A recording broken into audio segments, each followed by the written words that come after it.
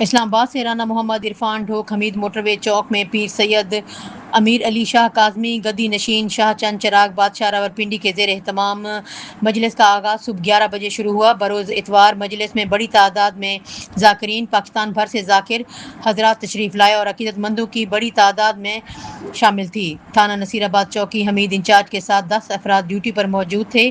ایک lady head constable اور 2 special branch کے افراد بھی اپنی ڈیوٹی اچھے طریقے سے نبھا رہے تھے۔ مجلس میں لنگر کا وسیع اہتمام کیا گیا تھا اور جگہ جگہ سپیل لگائی ہوئی تھی۔ میٹھے پانی کی پیر سید امیر علی شاہ کاظمی اور آپ کے صاحبزادہ سید پیر احمد شاہ علی کاظمی کے زیر اہتمام نظام بہت اچھا کیا گیا تھا۔ عقیدت مند بھی خوش تھے۔ پیر سید امیر علی شاہ کاظمی کسی تعریف کے محتاج نہیں ہیں۔